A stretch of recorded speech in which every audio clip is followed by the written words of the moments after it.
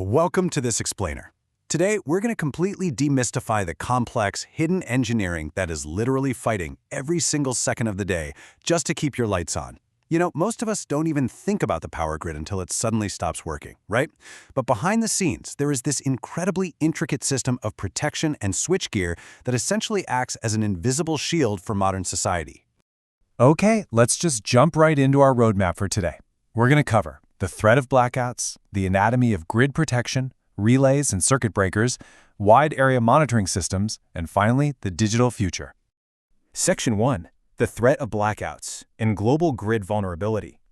We all know that totally helpless feeling of a sudden outage, don't we? It just completely halts our lives. And that exact vulnerability is perfectly captured by this 2003 Time magazine cover. You've got this completely dark skyline, and it asks the one question that literally keeps grid operators awake at night.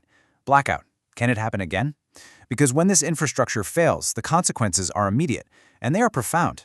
Now, we aren't just talking about your local neighborhood losing power for an hour or two. We're looking at historical events that have plunged tens or even hundreds of millions of people into darkness all at once.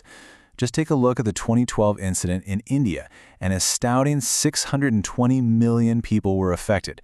To put that into perspective, that was nearly 10% of the entire global population at the time, completely without power, all from a single cascading failure. So you might think these massive failures are all caused by, highly complex cyber threats? But actually, look at the data here. 30% of major blackouts are just caused by weather and trees. Another 26% simply come down to faulty equipment and human error. Heck, even animals account for 5%. So really, it's mostly just nature combined with the everyday wear and tear of physical equipment that drives the vast majority of these massive outages. Moving on to Section 2, Anatomy of Grid Protection, and how we detect these faults. Okay, before we get completely lost in the massive, sprawling infrastructure, let's ground ourselves with a super simple view. Think about how power travels from the massive power company right through your home's fuse box and straight into your wall outlet. The whole principle of protection starts right there in your house. If there's a sudden surge, your fuse box steps in and stops the flow before it, ruins your expensive appliances or starts a fire. The entire global grid basically operates on a massively scaled-up version of that exact same concept. To safeguard that continuous flow of power across hundreds of miles, engineers rely on three core philosophies of protection.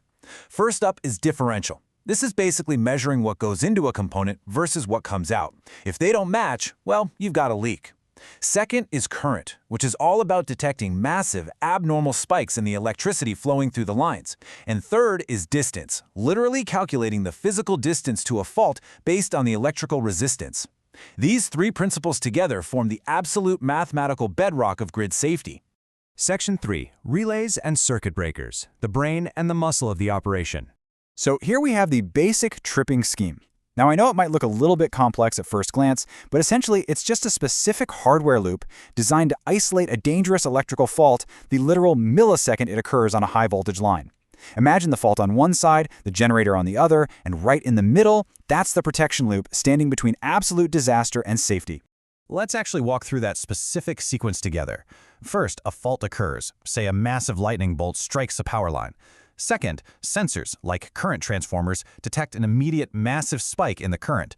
Third, the relay, which is really the brain of the whole operation, processes that data and decides, yep, this is a valid threat. Fourth, a trip coil is energized by a battery. And finally, step 5, the circuit breaker violently snaps open, physically cutting the power flow and completely isolating the danger. And here's what that hardware actually looks like in the real world. Think of that complex, dial-driven electromechanical relay as the detective. It's carefully monitoring, calculating, and constantly looking for trouble. When it decides there's a problem, it sends a signal straight over to the oil circuit breaker. You can think of the breaker as the bouncer. It uses sheer, heavy-duty physical force to physically break the circuit inside a giant tank of dielectric oil, completely cutting off the danger before it can spread any further. All right, Section 4. Wide Area Monitoring Systems. We're talking continent-wide defense. Enter the Wide Area Monitoring System, or WAMS for short. You see, as our power networks grew to cover entire continents, grid operators quickly realized they needed a much bigger, macro-level view of things. And WAMS is exactly that. It's a network that uses highly synchronized data to monitor, analyze, and protect huge geographical power grids in real time. It basically gives operators this massive, overarching view of the entire network, which allows for some incredibly adaptive protection schemes. But pulling off that massive scale requires absolutely incredible precision. Take Central Europe, for example. They use these GPS-synchronized measuring devices spread all the way across multiple sovereign borders. Why? Well, because a single electrical fault in Germany could instantly cascade and cause a total blackout in Italy. So these systems literally have to talk to each other perfectly, down to the exact microsecond. They actually rely on GPS satellites to keep everything strictly in sync just to maintain that continent-wide grid stability. It's wild. Which brings us to Section 5, the future, digital grids and AI. You know, for decades, substations were built in the exact same way. These conventional substations relied on literal miles and miles of heavy point-to-point copper cables just to transmit signals. But today, the industry is rapidly shifting. We are moving toward these sleek, modern digital substations that are powered by unified, incredibly fast fiber optic networks, something they call a process bus. And the difference is just night and day. Think about the old conventional method. Basically a chaotic spiderweb of copper wiring connecting every single piece of outdoor equipment all the way back to the control room. It's wildly expensive, super heavy, and really difficult to maintain. But with the digital transition, you drastically reduce all that physical clutter. Everything just feeds into a single, clean fiber optic line. It dramatically increases communication speeds, lowers the costs, and honestly, just makes the entire grid way more resilient. Now here is where it gets truly futuristic. Because the grid is becoming almost entirely digital, we suddenly have access to massive amounts of clean, high-speed data. And we can now feed all of that operational data, we're talking audio, video, current frequencies, directly into machine learning models. So instead of just waiting around for a tree branch to snap a line and then reacting after the fact, AI can instantly diagnose complex faults. It can recognize the absolute tiniest anomalies in the data and actually proactively adjust the protection schemes before an outage even has a chance to occur. Game changer, right?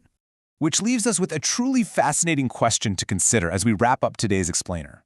We've seen just how fragile the grid can be, right? And we've looked at the truly devastating scale of historical outages. But as our physical infrastructure fully merges with this predictive AI and these high-speed digital networks, have we actually reached the beginning of the end for the power blackout? It's an absolutely incredible frontier of engineering, and it's the invisible shield that ensures our modern world just keeps running.